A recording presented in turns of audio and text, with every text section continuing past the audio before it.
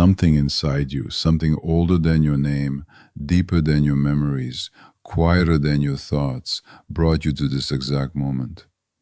And I know what that something is. You carry a frequency that most people on this planet will never possess, not because they are lesser, but because they are asleep. They are comfortable in their sleep. They have made peace with the fog. But you could never make peace with it, could you? There has always been a war inside you, a restlessness that no relationship could soothe, no achievement could silence, no amount of money, praise, or distraction could ever fully quiet. And the world looked at you and said, "Something is wrong with you." But nothing is wrong with you. What is happening to you has a name. Carl Jung, the great Swiss psychiatrist, a man who descended into his own unconscious and returned with maps of the human soul, called it individuation. It is the most sacred psychological process a human being can undergo. It is the journey of becoming whole, of integrating every fragment, every shadow, every abandoned piece of yourself into one unified self. And if you're watching this right now, feeling chills, feeling that strange electricity behind your sternum, then you're already inside the process. You just didn't have the language for it. Until now. Today, I am going to give you 7 unmistakable signs that individuation has already begun in your life. These are not theories. These are not motivational platitudes. These are psychospiritual markers that have been documented across centuries of depth psychology, mythology, and mystical tradition. Most people will never understand what you're going through. That is not arrogance. That is arithmetic. The path of individuation is narrow. Not everyone is called, and fewer still have the courage to answer. But you are still here. So let us begin. Before we walk through the 7 signs, I need to lay the foundation, because if you do not understand what individuation truly is, the signs will sound like symptoms of a problem. And they are not a problem, they're an awakening. Carl Jung spent his entire life studying one central question. What does it mean to become who you truly are? Not who your parents told you to be, not who society rewarded you for performing, not the mask, what Jung called the persona, that you constructed just to survive childhood, adolescence, relationships, careers. No. Who are you beneath all of that? Jung discovered that the human psyche is not a single entity. It is a vast, layered, almost infinite inner world. And most of it, the overwhelming majority of it, is unconscious. Your conscious mind, your ego, your daily thoughts, your identity is the tip of the iceberg. Beneath the surface lies the personal unconscious. Your repressed memories, forgotten moons, buried desires, abandoned dreams. And beneath even that lies something ancient, something that does not belong to you alone. Jung called it the collective unconscious, an ocean of archetypes, symbols, and primordial patterns shared by every human being who has ever lived. The hero, the shadow, the anima, the animus, the wise old man, the great mother, the self. These are not metaphors. These are living forces inside your psyche. And during individuation, they begin to surface. They rise like creatures from the deep. They appear in your dreams. They possess your emotions. They disrupt your carefully constructed life. And the ego, your small, comfortable, familiar sense of I, begins to crack. This cracking is not destruction, it is hatching. Individuation is the process by which the ego surrenders its throne and allows a deeper center, what Jung called the self, to emerge as the true organizing principle of your life. The self is not the ego. The self contains the ego. The self contains everything, light and dark, masculine and feminine, creation and destruction, order and chaos. To individuate is to hold all of it, to reject nothing, to integrate everything. And it is the hardest thing a human being will ever do. Now, here are the 7 signs that this sacred process has already begun in you. The first sign is that you feel a deep, unexplainable loneliness, even when surrounded by people. This is usually the first sign, and it is the most painful one. You're at a gathering, a family dinner, a party, a work event. People are talking, laughing, performing the rituals of social existence, and you feel nothing. No, worse than nothing. You feel a chasm, a distance between you and everyone around you that you cannot explain and cannot bridge. It is not that you dislike them. It is not that you're antisocial. It is that something inside you has shifted. The frequency you are now operating on does not match the frequency of ordinary social reality anymore. You try to engage, you say the right words, you smile at the right times, but inside there's a voice whispering, "This is not real. This is not where you belong. There's something else, something deeper, something truer." And that voice terrifies you, because if you follow it, you might lose everything familiar. Jung wrote, "Loneliness does not come from having no people around you, but from being unable to communicate the things that seem important to you." This loneliness is not a curse. It is a calling. It is the self pulling you away from the collective so that you can hear your own voice for the first time. The caterpillar must separate itself from the colony before it can enter the cocoon. You are not broken. You are preparing to transform. But most people will not understand this. They will say you are depressed. They will say you need to get out more. They will say you are overthinking. Let them. They are speaking from outside the cocoon. They cannot see what is happening inside. The second sign is that your shadow is becoming impossible to ignore. Everyone is a shadow. Jung defined it as the part of yourself that you have rejected, repressed, and hidden, usually because in childhood that part was punished, shamed, or made to feel dangerous. Your anger, your sexuality, your ambition, your grief, your wildness, your power. Whatever was too much for the world around you, you buried it. You pushed it beneath the surface. You pretended it did not exist. And for a while, that worked. But during individuation, the shadow refuses to stay buried. It begins to leak. It begins to erupt. You find yourself suddenly enraged at small things.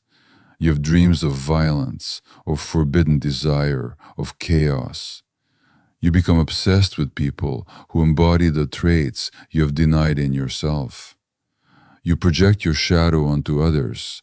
You despise in them what you cannot face in yourself. Jung said, "Until you make the unconscious conscious, it will direct your life and you will call it fate."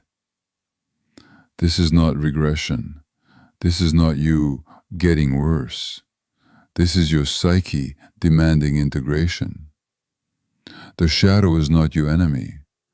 The shadow is your unlived life.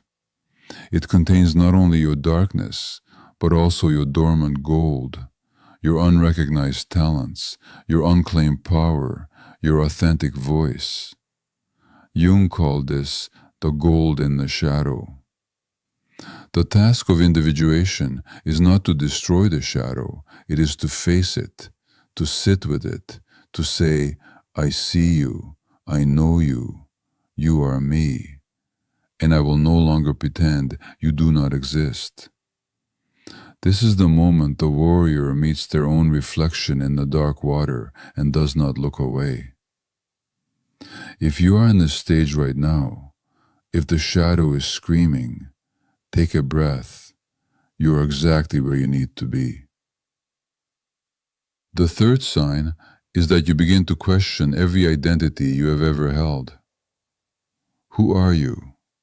Not your job title, not your relationship status, not your nationality, your religion, your political affiliation, your social media bio. Who are you? During individuation, this question becomes a fire. It burns through every label you have ever worn, every role you've ever played, every identity that was handed to you by family, culture, education, and expectation. Jung called these constructed identities the persona, the mask we wear to navigate social life. And there's nothing inherently wrong with the persona. We all need one. It is a social tool. But doing individuation, you begin to realize you've confused the mask with the face. You've been so identified with your roles, the good daughter, the successful professional, the strong one, the caretaker, the rebel, that you've forgotten there's someone beneath the mask. And now the mask is cracking. You wake up one morning and think, I don't know who I am anymore. You look at your career and think, did I choose this? Or was I programmed to choose this? You look at your relationships and think, am I loved for who I am or for who I perform? This is terrifying because the ego's greatest fear is dissolution. The ego wants certainty. It wants a fixed identity. It wants to know, I am this. But the self whispers back, you are more than any single this. You are the ocean pretending to be a single wave. If you are in a dismantling stage, if everything you thought you were is falling apart, I need you to hear this clearly. You are not falling apart. You are falling together for the first time. The fourth sign is that synchronicities begin appearing everywhere. You see the number 1111 repeatedly without looking for it. You think of someone you haven't spoken to in years and they call you that afternoon. You are struggling with a specific question and you overhear a conversation between strangers that contains the exact answer. A book falls off a shelf. You open it to a random page, and the words there describe your inner life with surgical precision. These are not coincidences. Jung coined a term for this, synchronicity. Meaningful coincidences that have no causal explanation but carry profound personal significance. During individuation, synchronicities accelerate. They become undeniable. They become almost conversational, as if the universe itself is responding to your inner transformation with external signs. Why does this happen? Because as you descend into the unconscious, as you begin to integrate the fragmented parts of your psyche, you align with the deeper patterns of the collective unconscious.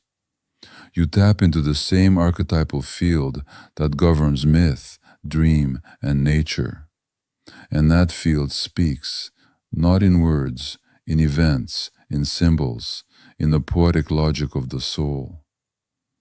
If synchronicities are flooding your life right now, do not dismiss them. Do not rationalize them away. They are breadcrumbs on the path.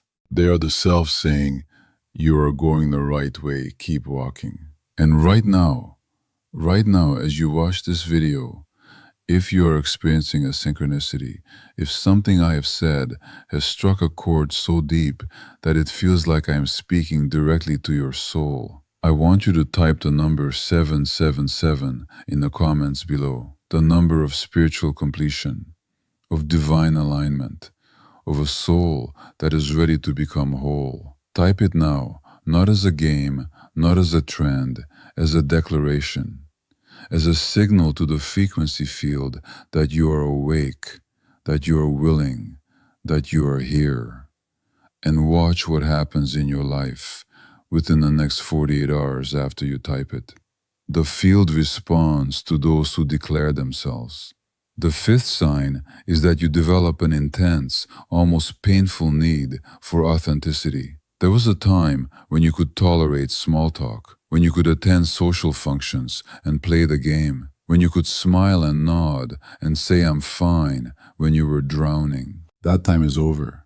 During individuation, the tolerance for inauthenticity in yourself and in others drops to nearly zero. You cannot pretend anymore. Physically, it becomes almost unbearable. Your body rejects it.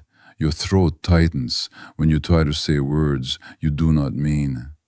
Your chest aches when you enter spaces that demand performance. You begin to crave truth the way a dehydrated body craves water. You want real conversations. You want people who speak from their wounds, not from their curated image. You want art that bleeds. You want silence that breathes. You want a life that means something. And this makes you inconvenient. Because the social contract is built on a certain amount of agreed upon pretending.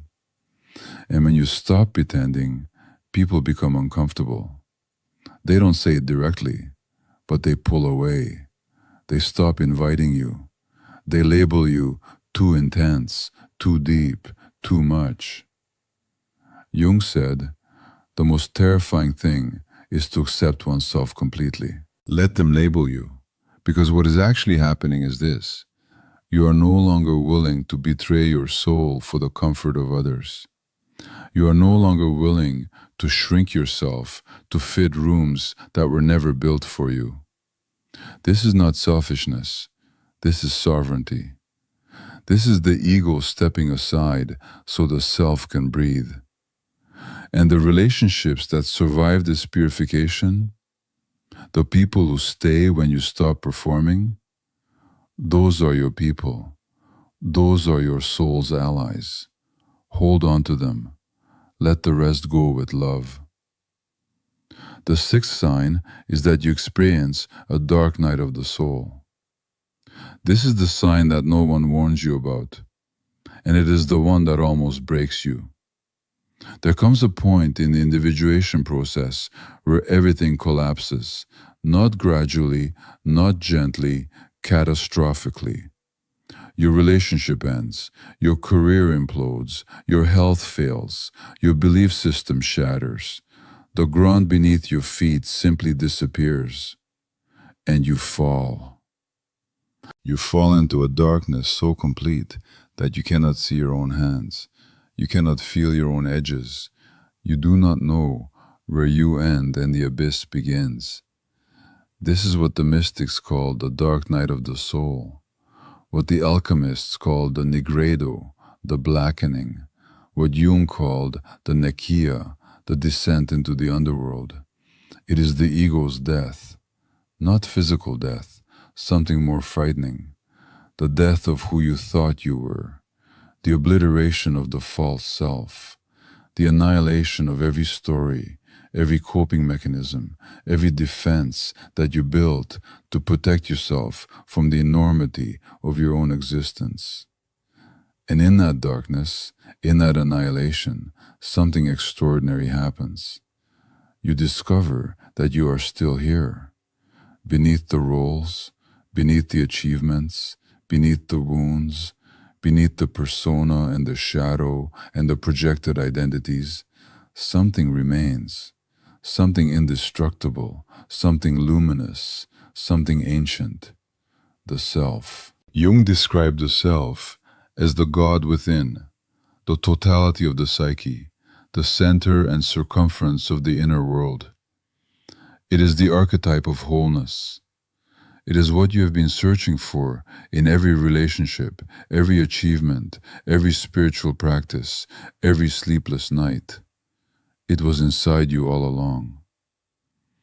The dark night does not destroy you. It reveals you. And when you emerge, and you will emerge, you will be fundamentally, irreversibly different. Not louder, not flashier, not more successful by the world's standards, but whole, quiet, grounded, unshakable, like a mountain that has been through a million storms and no longer flinches at thunder. If you're in the dark night right now, if you're in the blackest part of the blackness, I am not going to give you a platitude. I am not going to say, it gets better, because you have heard that 1,000 times, and it means nothing when you are suffocating.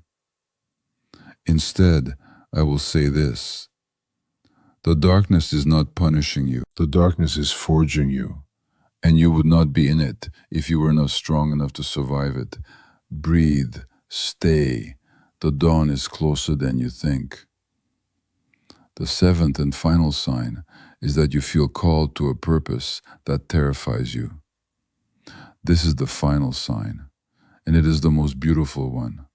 After the loneliness, after the shadow work, after the identity collapse, after the synchronicities, after the demand for authenticity, after the dark night of the soul, something emerges, a calling, not a career goal, not a 5-year plan, not a vision board fantasy, a calling, something that rises from the deepest part of your being and says, this is what you're here to do. This is what you were always meant to create, to heal, to build, to express, to offer. And it terrifies you because it is too big, too ambitious, too audacious, too real.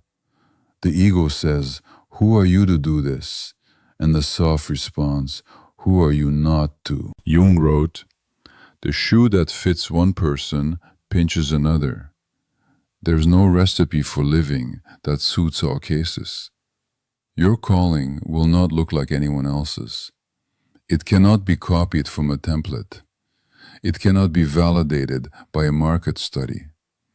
It is uniquely, irreducibly, cosmically yours. It might be art. It might be healing. It might be teaching, building, writing, parenting, leading, serving, creating something that does not yet exist in this world.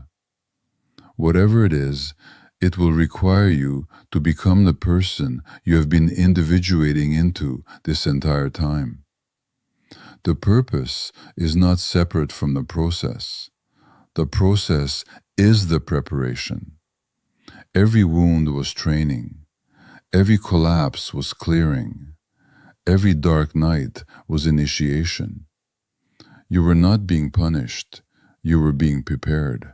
If you have made it to this point in the video, all 20 minutes, without clicking away, without getting distracted, without your mind pulling you to something easier and more comfortable, then I want you to know something.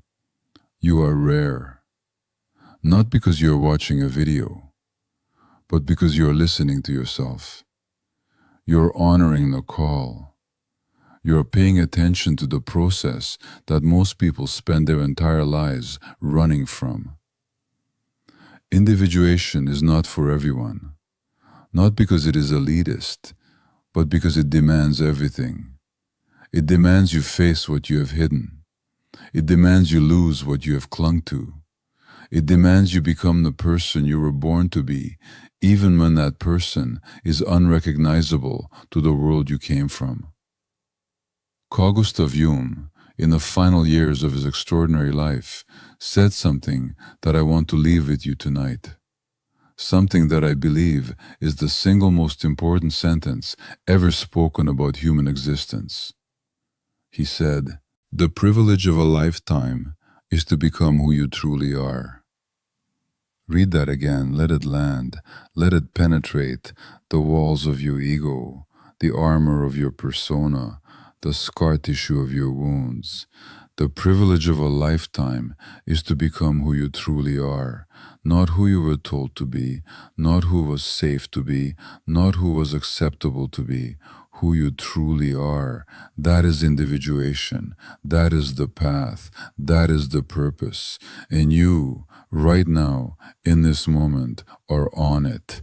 Do not turn back. If this video spoke to something inside you that rarely gets spoken to, subscribe to this channel. not for me, for you, so that the algorithm remembers that your soul is hungry.